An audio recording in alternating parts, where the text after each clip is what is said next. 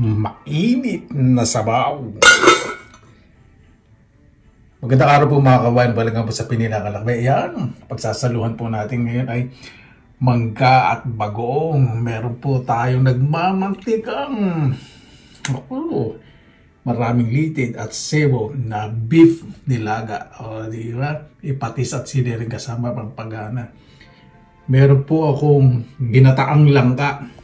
Ito po nilalagay sa freezer pag natira ko ngayon, di ba? Meron tayong pandagdag sa ulam. At meron din po tayong mainit na kanin. Kain po tayo! Mabuhay yan! Maraming salamat naman po sa Panginoon. Kasama-sama na naman po tayo. Naway safe po ang lahat. Bago ba tayong salamatan po muna natin ng Panginoon. Panginoon, maraming salamat naman po sa biyayang binigay niyo po sa araw po na to. At nalalapit na po ang Pasko. Naway ang bawat isa po ay mag-focus po sa kabutihan. At naway lahat po ligtas. Lalo na po yung malalayo po sa kanilang mga mahal sa buhay. Kayo na po bahala po sa amin. Sinusuko na po namin sa inyo lahat. Sa ngalan ni Jesus. Amen. Ayan. Merry Christmas po. Di ba? Advance Merry Christmas. Naku po. Bukas Pasko na. Dito po sa Finland, sineselebrate ang Christmas 24 ng gabi. Siyempre 25 po talaga yung Christmas Day. Mas sineselebrate po nila. Ay, sandali. Ano ba yan? Limutan ko na napasando ko ng kanin.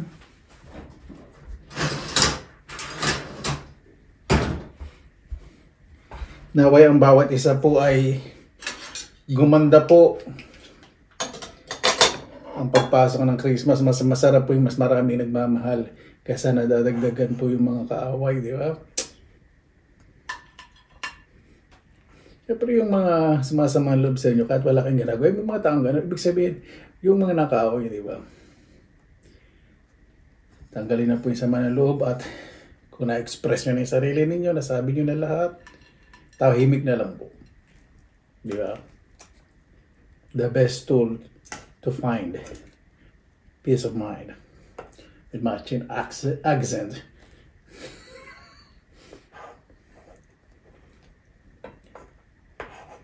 Kasi po, hindi ko po nakipakita yung pagluto dahil may bisita po ako nang galing sa South. Pupunta po siya sa parents na sa North. Doon po talaga sa nagyayelo. Eh po muna tayo ng soda, pineapple soda. Walang asukal. At sabaw.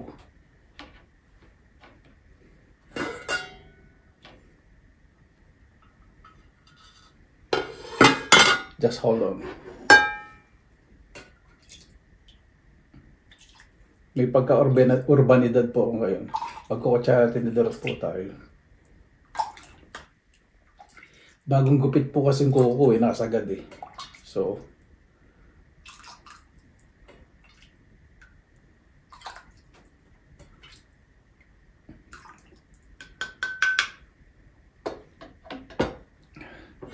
ito lang po, takam na ako.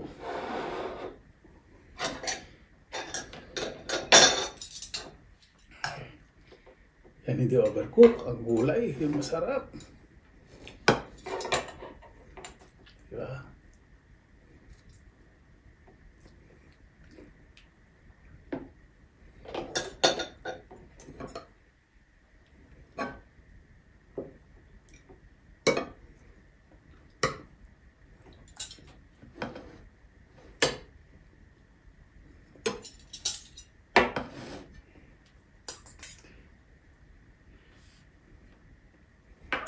Dali, medyo dala yung kanin.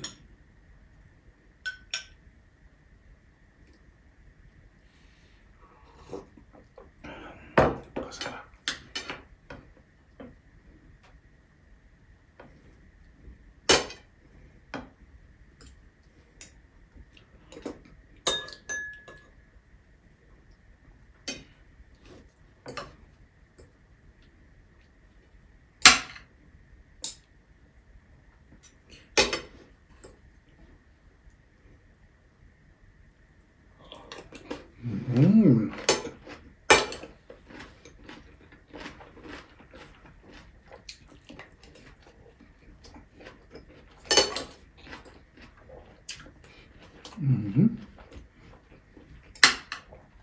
Sarap na ginataan lang. Pag inirit, kaya sumasarap. Mas maangang ngayon. Dahil sa pag inirit, mas ilalabas po ng spiciness ng anghang. Sarap.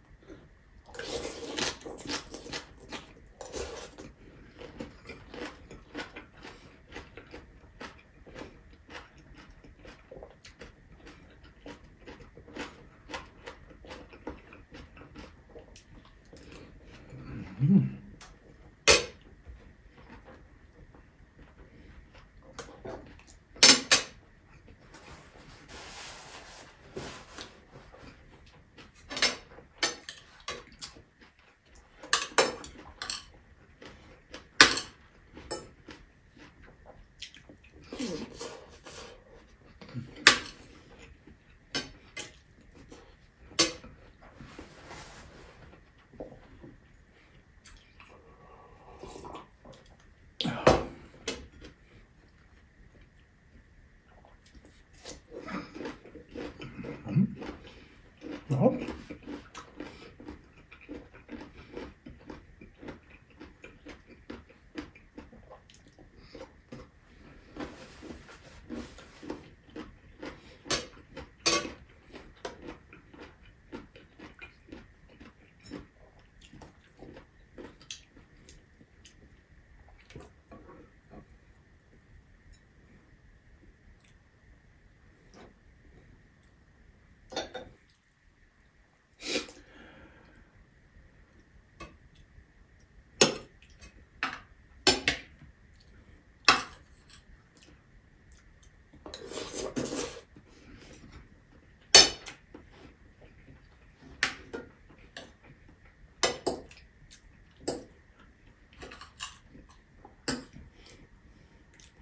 Kutsara tinito pero yung subo kalahating salop.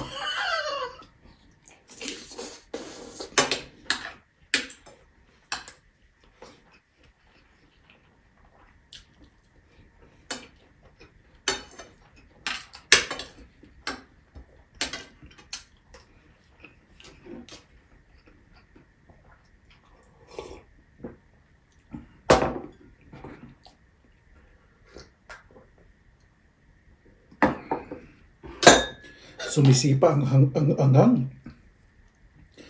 Ang ginataang langka. Ako dito po pag Pasko, pag Pilipino may mga Christmas party. Maganda pong handa kaysa po yung mga masasarasan ako. May tuyo, mga ganyan. May sinigang, minsan may bulalo.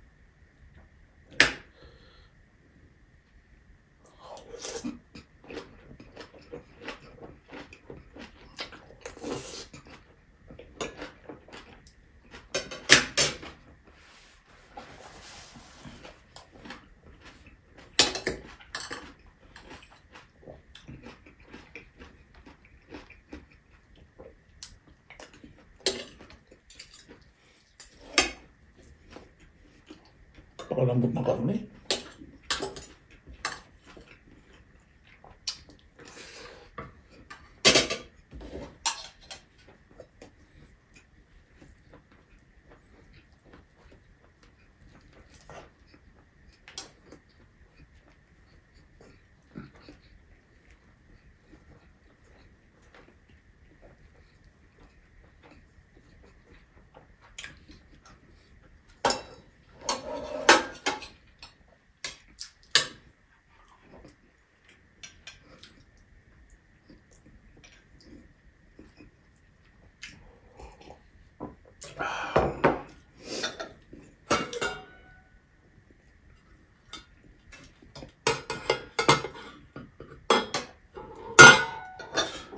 Excuse me.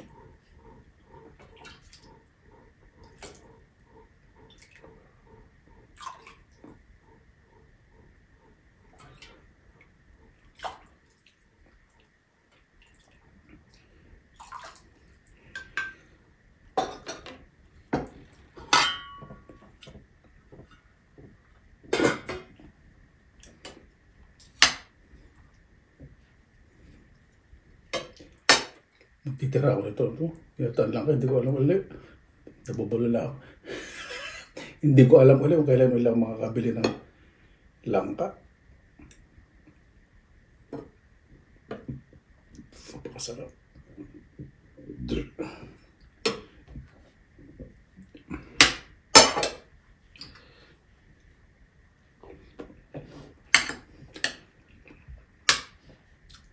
Mga bata po, ano, pang paps, gusto ko ham. Magano'n kami, maliit po sana, may ham. Magano'n. Pero ngayon, pag nasa abroad po, naku. Siyempre dito pa sa namin sa ham. Yan po yung mga hinahanap po namin.